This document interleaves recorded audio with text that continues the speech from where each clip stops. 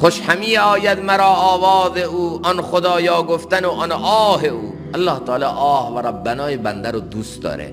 اگر دوست الله یه وقتایی دعا میکنه، منظورش از دعا این نیست که لزوما و حتما هرچی من فاکتور کردم، هرچی من نسخه کردم اونا باید بشه.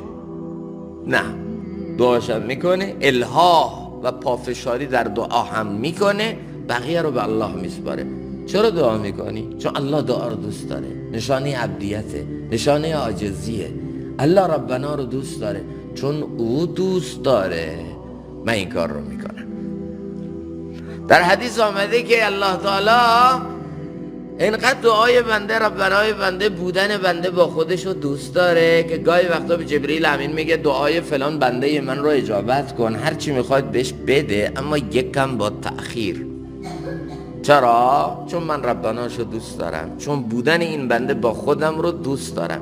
دیدید بلا تشبیه، فقط به خاطر اینکه یه خورده درک این مسئله برامون آسون بشه، وگرنه چه نسبت خاک را با عالم پاک. گاهی وقتا من یه چیزی برای بچم میخرم میارم خونه، خریدم، گرفتم، آوردم، اما مستقیم دست بچه نمیدم بگی برو. گاهی وقتا اینو پشتم مخفی میکنم. خودم هم دارم تابلو کاری میکنم که بچه یه جورایی متوجه بشه من یه چیزی گرفتم. حالا بچه دور برم هم میپله که میگه بابا بابا بابا چی گرفتی؟ من این صحنه رو خیلی دوست دارم. بابا بابا گفتن و اینکه بچه مثل پروانه دورم بپیچه و هی با یه ناز و ادای منو صدا کنه، اینو دوست دارم. برای همینه میدم برش، چون برای او خریدم. ولی یه چیز دیگرم دوست دارم، میخوام یکم کشش بدم تا این بچه یه رابطه عاطفی و قشنگ قبل از این چیزی که به دستش برسه با من ایجاد بشه. اون میگه بابا بابا میپیچه دور برم این ور اون ور، چی گرفتی؟ چی کار کردی؟ نه مگه قرار بوده چی بگیرم؟ چه خبره مگه؟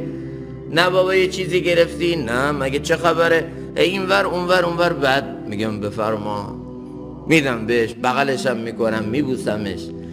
ما بدونیم الله تعالی چقدر ما رو دوست داره. حضرت ابن عباس رضی الله عنهما میگه ما اگر بدونیم الله تعالی چقدر با ما محبت داره، از فرط محبت جان میدیم، از فرط این خوشی جان میدیم. الله انقدر ما رو دوست داره.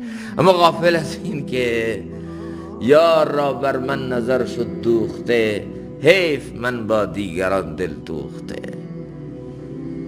الله تعالی وقتی بنی اسرائیل رو خطاب میکنه به بنی اسرائیل میگه یا بنی اسرائیل اذکروا نعمتی التي انعمت علیکم. ای بنی اسرائیل نعمتایی که به شما دادم یاد کنید. یکم شرم کنید، این همه نعمت بهتون دادم، از همین نعمت‌ها شرم کنید. الله تعالی وقتی بنی اسرائیل رو میخواد خطاب بکنه، چون این قوم لجوج و عنود بودن، حتی طاعت و بندگیشون هم برای همون من و سلوا و برای همون منافع مادی و دنیویشون میخواستن، اینا رو با نعمت‌ها به سمت خودش دعوت میده. اما وقتی نوبت این امت میرسه، الله تعالی به این امت نمیگه نعمت‌های منو یاد کنید، میگه منو یاد کنید. فاذکرونی اذکرکم. ای امت محمد، شما مثل بنی اسرائیل نیستید که فقط به خاطر نعمت‌ها منو بخواید. شما به خاطر خودم منو میخواید. شما منو یاد کنید، من شما رو یاد میکنم. شما مال من باشید، من مال شما میشم. من کان لله کان الله له. چه رابطه قشنگی رو الله تعالی با ما داره معرفی میکنه. اما غافل که ما متوجه نیستیم. اون نعمت کوچیک کوچیک رو میبینیم اما منعم حقیقی رو نمیبینیم.